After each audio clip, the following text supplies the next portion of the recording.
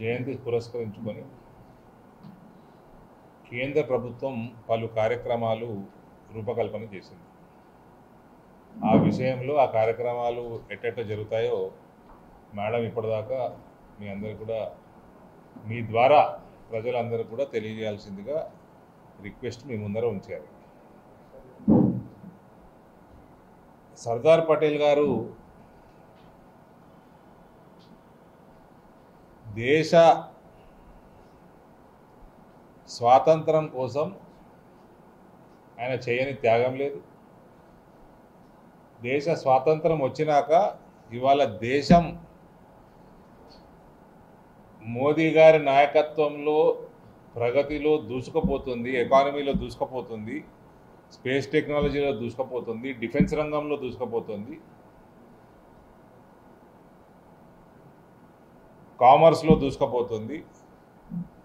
అన్ని రకాలుగా భారతదేశం ఇవాళ ఎంత బలంగా ప్రపంచ పటం మీద ఉందో మోడీ గారి నాయకత్వంలో దీనికి పునాది వేసింది సర్దార్ పటేల్ గారు.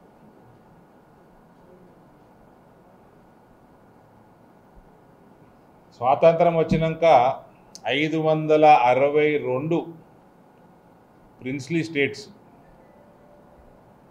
భారతదేశంలో జాయిన్ అవ్వాల్సింది ఉండే.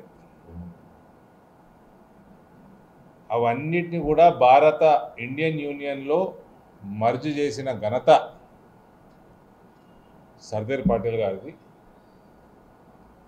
ఎక్సెప్ట్ ఫర్ కాశ్మీర్ ఒకటే ఆయన జిమ్మేదారి అది కూడా రెడీగా ఉండే ఆయన తీసుకొని, కానీ అది ఒక్కటి తప్ప వేరే అని ఇవ్వడం జరిగింది. హైదరాబాద్, జునాగఢ్ అండ్ కాశ్మీర్ ఈ మూడు రెసిస్టెన్స్ చూపించినాయి.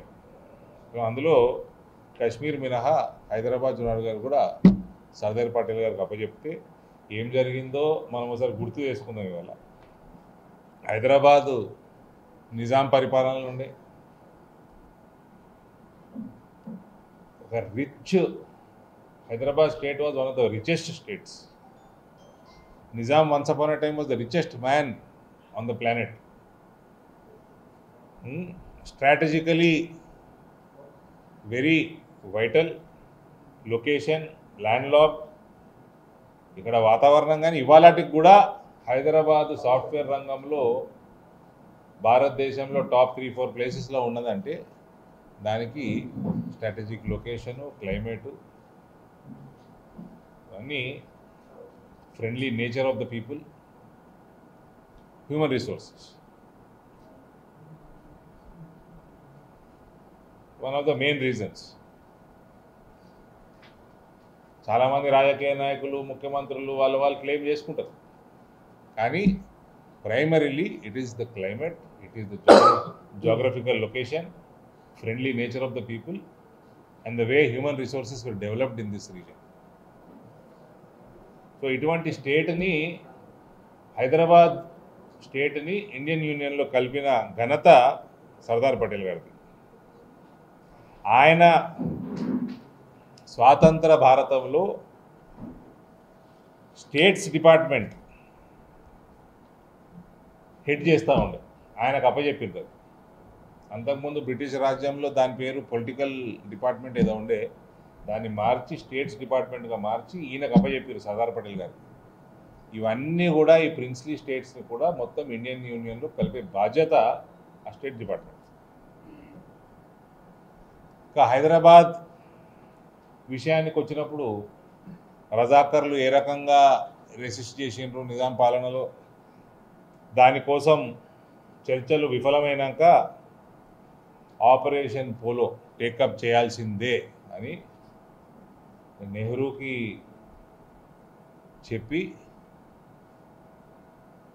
ఇక్కడ ఆపరేషన్ పోలో ఒక మిలిటరీ యాక్షన్ 13 సెప్టెంబర్ నుంచి 17 సెప్టెంబర్ 1948 5 రోజులు. దాని తర్వాత 17 సెప్టెంబర్ రోజు నిజాము చేతులు జోడించి మెడలు వంచి సర్దార్ పటేల్ ముందర హైదరాబాదు రాష్ట్రాన్ని, స్టేట్ని ఇండియన్ యూనియన్లో ఆ రోజు కలపడం జరిగింది. Only credit goes to mister Sardar Patel.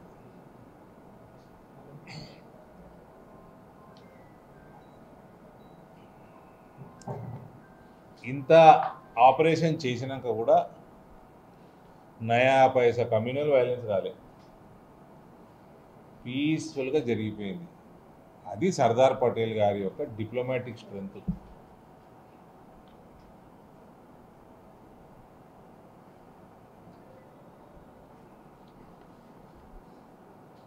Sardar Patel గారి పర్సనాలిటీ, ఆయన దృఢ సంకల్పం.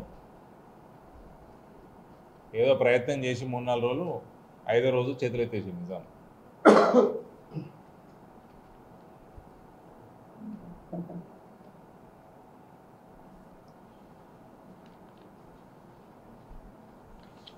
సర్దార్ పటేల్ గారు మనందరూ తెలిసినట్టు ఫస్ట్ దేశానికి మన హోమ్ మినిస్టర్గా,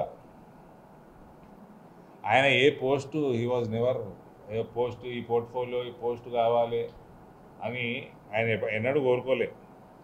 ఆయనకి నాకు ఈ బిరుదు రావాలని ఎన్నడూ కోరుకోలే. నెహ్రూనే ఆయనని the strong wall behind India's freedom అని జవహర్లాల్ నెహ్రూ ఆయన కితాబ్ ఇచ్చాడు.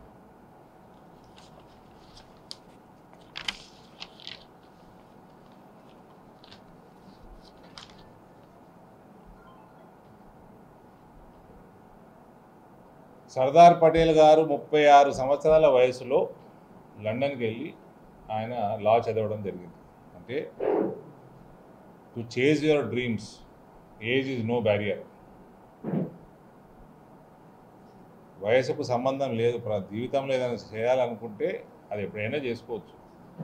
సర్దార్ పటేల్ గారు దీనికి కూడా స్ఫూర్తి.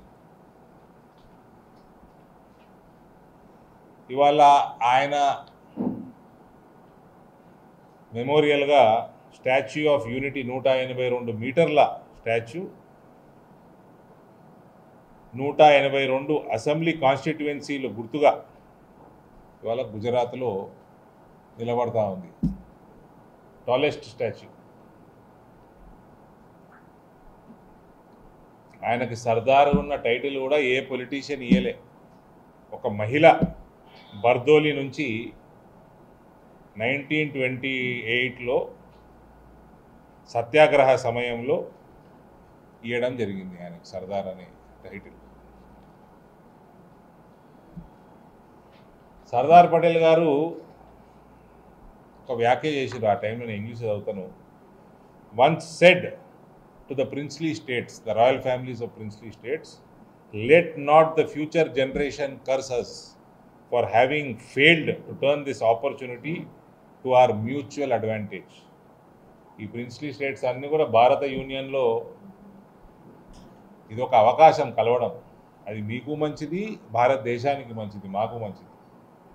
ఈ అవకాశాన్ని వదులుకొని రానున్న తరాలకి ముఖం చూపెట్టుకోకుండా కాకండి అని ఆయన ఆనాడే చెప్పడం జరిగింది.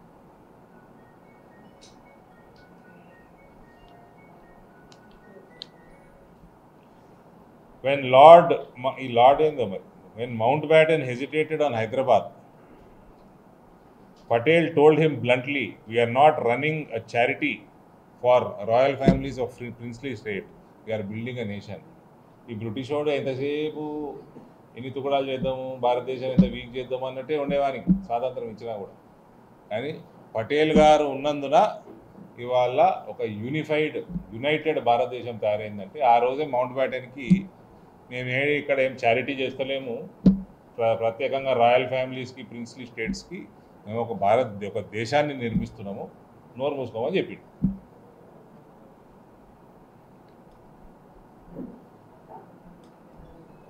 ఆబ్వియస్గా అంత డిప్లొమాటిక్గా స్ట్రాంగ్ ఉండి పొలిటికల్ విల్ అంత స్ట్రాంగ్ ఉంటే దానికి కారణం ఏందో చెస్ ఆడుతుంటానంట. బాగా చెస్ అంటే చాలా ఇష్టం ఉండనంట సర్దార్ పటేల్ గారు.